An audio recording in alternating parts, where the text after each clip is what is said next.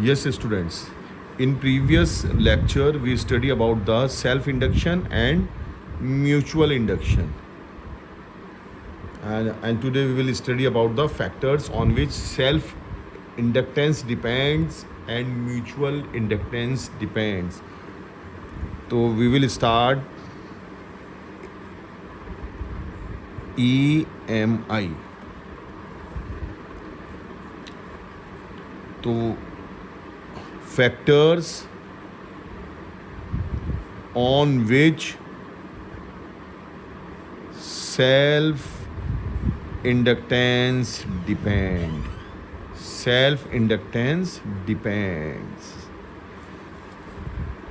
तो previous classes में हमने क्या किया था? प्रीवियस क्लास में हमने पढ़ा था यहाँ पर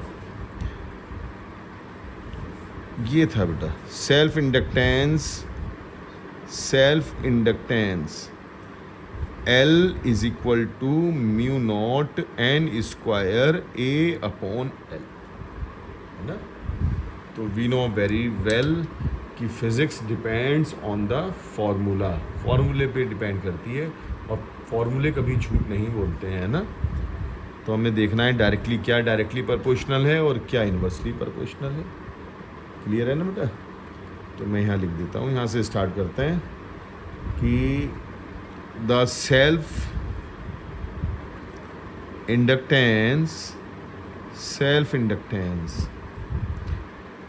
inductance of A solenoid depends on its geometry and magnetic permeability, ये तो पेन लेना पड़ेगा जरा, परमिबिलिटी ये ऑफ द कोर मटेरियल। वैसे तो हमें ये पता है, लेकिन हम देखेंगे according to the formula. Number first मैं लिखने जा रहा हूँ, number first number of turns यानी कि larger the number of turns in the solenoid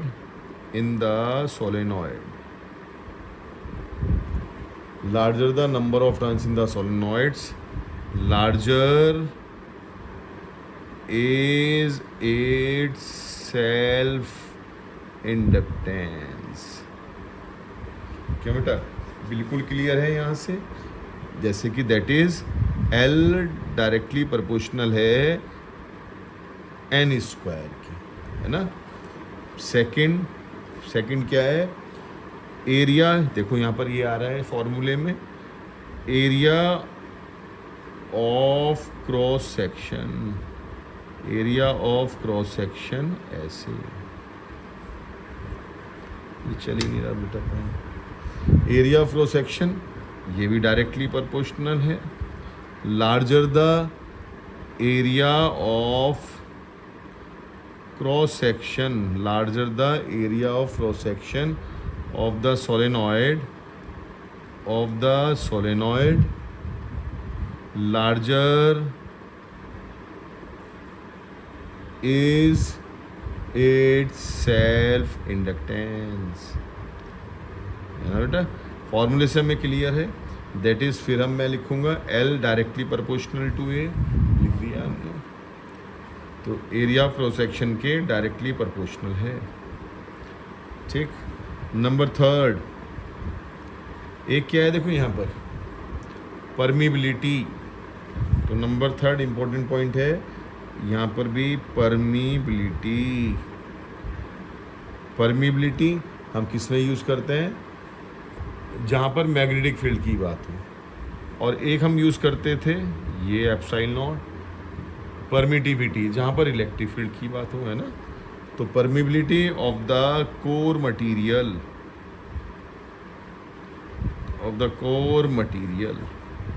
तो देखते हैं इसमें द सेल्फ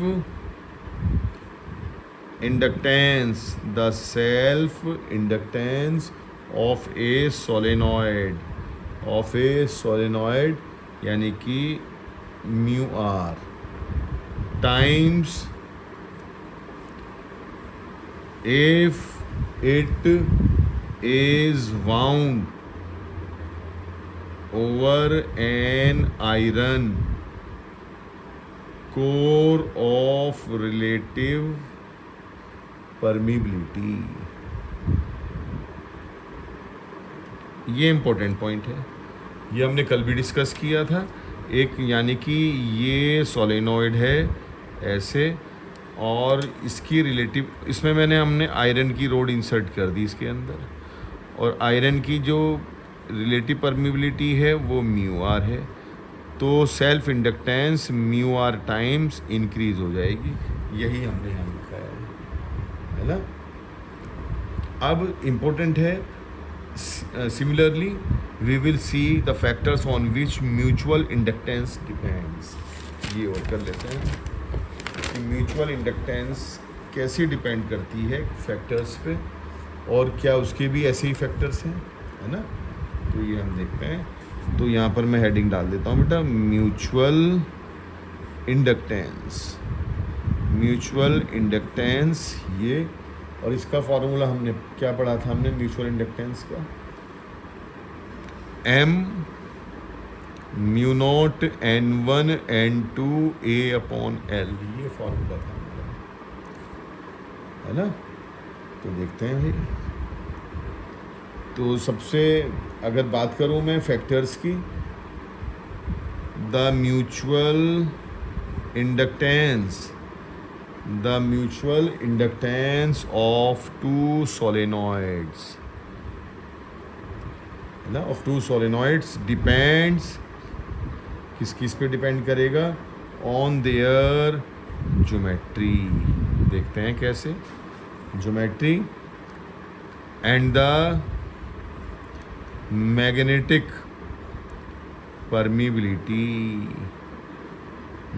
परमिबिलिटी, इसमें भी ये वही है, mu R of the core material, अब पॉइंट्स में मैं लिखवा देता हूँ, है ना। पॉइंट्स में कैसे कैसे डिपेंड करेगा। नंबर फर्स्ट मैंने हेडिंग डाली है नंबर ऑफ टर्न्स, और नंबर ऑफ टर्न्स की डायरेक्टली प्रोपोर्शनल है, तो सीधा सीधा मैं लिखूंगा larger the number of turns, है ना। तो larger the number of turns in the two solenoids, larger will be their, क्या होगा, म्यूचुअल इंडक्टेंस, ये बेटा, दैट इज M यहाँ पर भी डायरेक्टली प्रोपोर्शनल है N1 N2 के। सेकेंड, कॉमन एरिया या क्रॉस सेक्शनल एरिया, है ना। कॉमन कैसे था, हमने एक कॉइल ये ली थी ऐसे ऐसे ऐसे, और दूसरी इसी के ऊपर हमने वाउंड की थी ये, तो एरिया ऑफ क्रॉस सेक्शन तो इनका कॉमन हो गया, ठीक है। तो ये मैंने लिखा है बेटा कि लार्जर द, फिर वही है डायरेक्टली प्रोपोर्शनल है, यहाँ से क्लियर निकल के आ रहा है। तो larger the common cross sectional area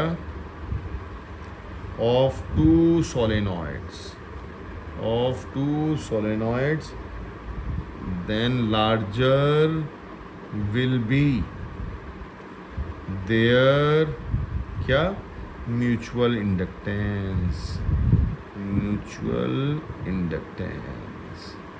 ये लेकिन इम्पोर्टेंट पॉइंट है, अब हम पढ़ेंगे। नंबर थर्ड इम्पोर्टेंट है, रिलेटिव परमिबिलिटी या रिलेटिव सेपरेशन, ये रिलेटिव सेपरेशन हम इसके देखते हैं कैसे बेटा। larger the distance between two solenoids, ये भी बंद हो गया बेटा। अब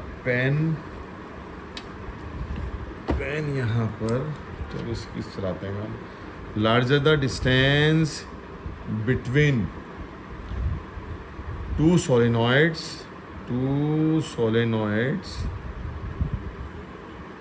ये solenoids, smaller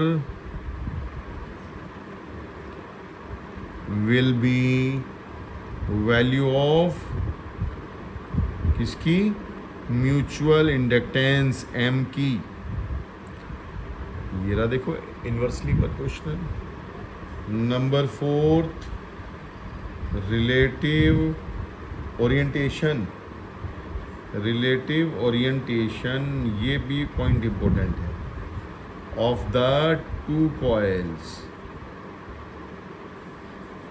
कैसे, मैं कॉइल्स को बेटा ऐसे भी रख सकता हूँ, ऐसे ऐसे ऐसे ऐसे, ये प्राइमरी हो गई, ऐसे रख दिया, ये सेकेंडरी हो गई, या फिर मैं ऐसे रख दूँ, एक कॉइल मैंने ये रख दी ऐसे ऐसे ऐसे ऐसे, दूसरी कॉइल मैंने इसके परपेंडिकुलर रख दी ऐसे, और एक कॉइल अभी हमने जो डेरिवेशन किया था देखो ऐसे किया था, और इसके ऊपर वाउंड कर दी थी दूसरी कॉइल ऐसे ऐसे ऐसे, है ना। तो हमें क्या करना है, तो ये कह रहा है रिलेटिव ओरिएंटेशन। तो M कब होगा, M इज मैक्सिमम कब, when the primary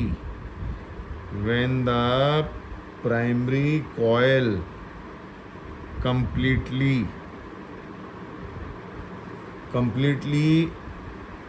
envelop,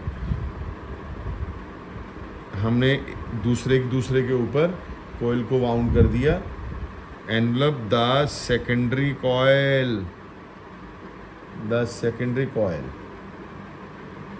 ठीक है।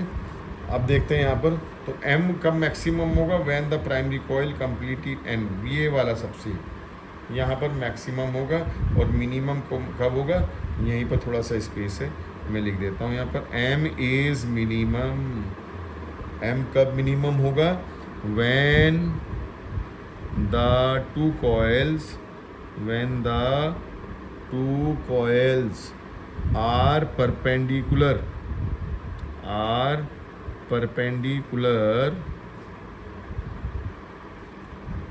एक दूसरे के परपेंडिकुलर हैं तब, जैसे कि ये है, तो ये तो सारा अगर मैं इसमें करंट ये, तो फ्लक्स सब बेकार चला गया यहाँ से, तो सबसे मिनिमम इसमें होगा। एक लास्ट पॉइंट हो, मैं बता दूँ बेटा, बस कंप्लीट है फिर, बस एक लास्ट पॉइंट यहाँ पर, नंबर लास्ट है permeability of the core material,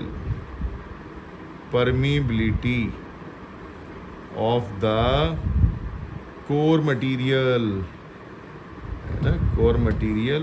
ये फिर वही है कि हमने क्या किया है, एक आयरन रोड ली, और वो ये है बिल्कुल ऐसे, ये एक आयरन रोड ली जिसकी रिलेटिव परमिबिलिटी म्यू आर है, तो म्यू आर टाइम्स फिर बढ़ जाएगी जैसा भी हमने किया था। तो मैंने यहाँ पे लिख दिया है, if the two coils are